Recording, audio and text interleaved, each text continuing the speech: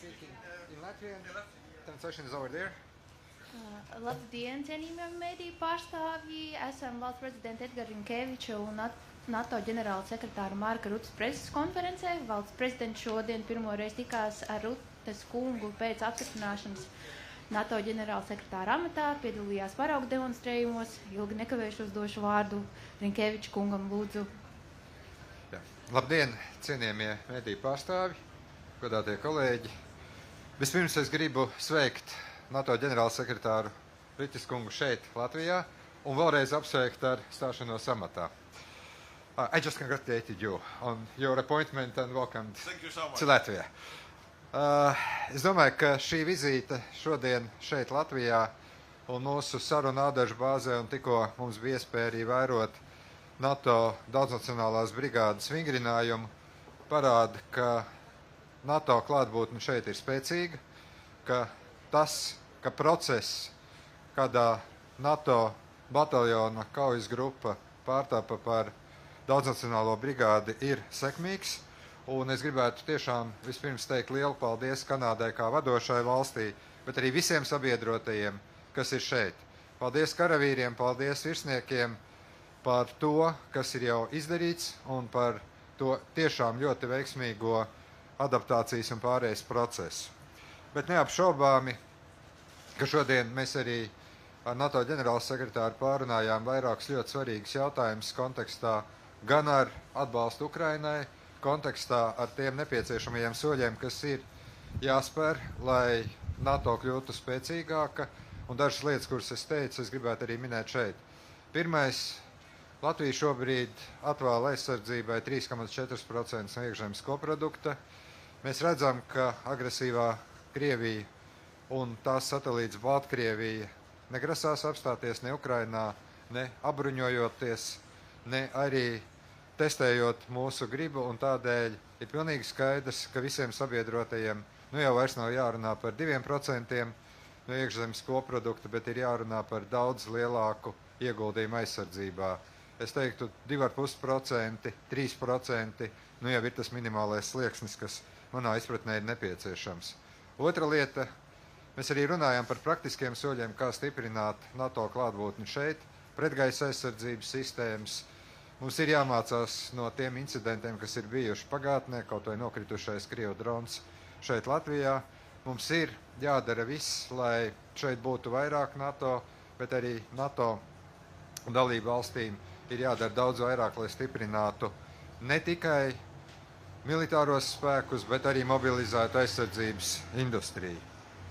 Un neapšaubāmi diezgan daudz tiek runāts par to, kāda būs NATO politika nākotnē, kāds būs NATO nākotnē, ņemot vērā vēlēšanas Amerikas Savienotās valstīs.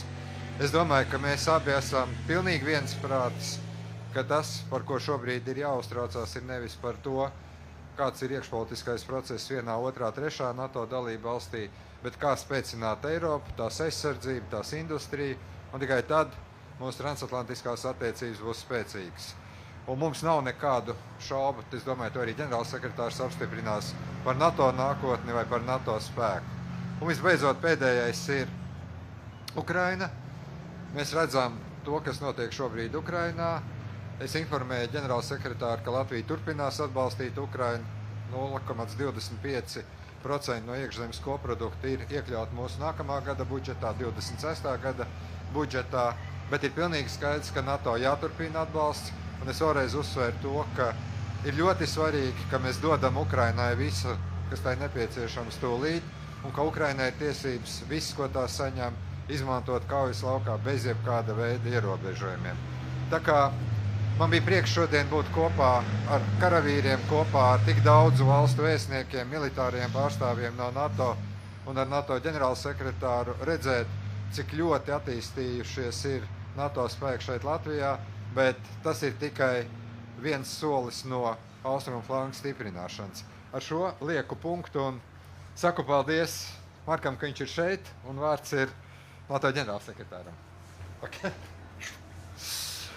President Rinkēvičs, dear Edgars, it is a great honor to be here with you at Adashi, and a privilege to see the troops who defend Latvia and our alliance.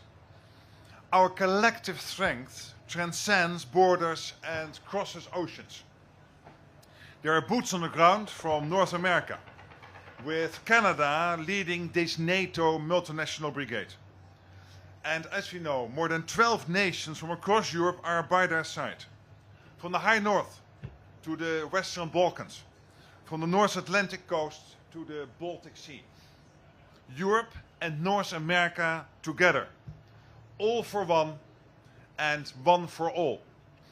I welcome that the battle group in Adashi has increased to around 3,000 soldiers. Because more NATO means more security for all of us. I was impressed to see the troops in action in the first brigade level exercise today, Resolute Warrior. Exercises are now, NATO keeps ready for anything. They give our forces experience of working together, and we could see this now in real life action. It will make us more prepared to deter any aggression and demonstrate our ability to defend all allies. Dear Edgars, I want to thank Latvia for hosting this battle group and also for today's exercise. Latvia leads by example. You are, as you said, spending more than 3% of GDP on defense. You are planning to do even more next year. We need more defense spending, and we need increased defense production across the alliance. To have the right forces, but also to have the right capabilities to keep our people safe. I also welcome Latvia's steadfast support for Ukraine, with military equipment, with ammunition, and with training. Ukraine is in urgent need of our help. Putin will use winter as a weapon. He will try to destroy Ukraine's power system. So we will all must boost up our support for Ukraine, including with air missile defenses to protect critical infrastructure. Our support for Ukraine is the right thing to do, to help them prevail as an independent and sovereign nation. It is also the right thing to do for our own security. Latvia can always count on NATO, and I know NATO can always count on Latvia. Thank you very much. One more time. Thank you. Paldies. Tagad laiks mediju jautājumiem. Ines Trenča, ziņu aģentūra Leta, lūdzu. Labdien, mans jautājums ir NATO ģenerālsekretāram Ruttes kungam atvainojiet. Līdz NATO samitam Hāgā vēl ir krietni ilgs laiks. Taču kas ir tie galvenie jautājumi, par kuriem dalībvalstīm vajadzētu vienoties vēl līdz šim samitam? Paldies. In my view, there will be a couple of big issues we need to debate over the coming months. Of course, first of all, we have to make sure that Ukraine prevails and that Putin will not win in Ukraine. That is absolute priority number one. But behind that, there are two other big issues at stake. One is that 2%, when you take out the US spending, we are now at 2% in Europe as NATO. It is simply not enough. As the President just was saying, it is simply not enough. So we will need to have the debate on spending more. And another big issue is defense production. We are not producing enough at this moment. We have to do more to replenish our stockpiles to make sure that we are ready to face off any adversary. So these two issues, defense spending and defense production, and all of this working with our partners, the EU, but also in the Indo-Pacific, including Japan, South Korea, Australia, New Zealand, the southern neighborhood. This is crucial. But defense spending and ramping up defense production, we have to get this done. Thank you. Journalist from Berlingske, Denmark, please. Thank you. This is an Article 5 exercise that we've witnessed in the past days. What would be your message for European allies who are worried about Donald Trump's previous statements on Article 5 and alliance responsibilities? Thank you. I've worked with Donald Trump for 4 years in my previous role as Prime Minister of the Netherlands, and I had a very good working relationship with him. He will do everything needed to defend the United States and he is well aware that the membership of NATO is part of the defense of the US. Look what is happening at the moment. Ukraine, North Korean soldiers, now being active in Russia and helping Russia with the war effort against Ukraine. Russia is paying for this. For example, by missile technology which is now being delivered to North Korea. This is a direct threat, not only to Europe, but also to Japan, South Korea and the US mainland. So we are connected in this. The Indo-Pacific and the Euro-Atlantic, we are connected. It is China through sanction circumvention, through dual-use goods they deliver into Russia, which is helping Russia with the war effort. It is Iran with drones delivery. Other technologies, Russia paying for that, and therefore making it possible for Iran to continue its very negative influence on the Middle East and even beyond. So Russia, China, North Korea, Iran working together, the US understands this, that NATO is there not only to defend Europe and the US, but also to work together to make sure that the Indo-Pacific and the transatlantic stay safe. And I look forward to work with Donald Trump. I had a good phone call with him last week. We have worked as friends when I was Prime Minister. We will do so again when he becomes the new President of the US. Be very clear and simple. Do more on defense and you will be just fine. Thank you. Journalist from ANSA, Malta. Italy, sorry. Hello, I'm here. First of all, a question to both of you. What we have seen here is a demonstration of what allies can do even without US. There is no US in this demonstration. So is this a proof that there is life within NATO beyond the US? And secondly, it's about Ukraine. Is invitation to join NATO a possible element to a peace plan? As we've seen leaked in the press, Trump has some ideas, it seems, on how to handle this quickly. And would you be, both of you, in favor of Ukraine joining NATO sooner rather than later? Thank you. The United States is an integral part of NATO. They have founded the alliance. They are not into NATO because of some historical reason that they didn't want to repeat the mistake after the First World War, not to repeat that mistake after the Second World War. They know that this is an integral part of their defense, of our collective defense. And sometimes we talk about frontline states. Let me make absolutely clear. The Netherlands and France and the United Kingdom are frontline states.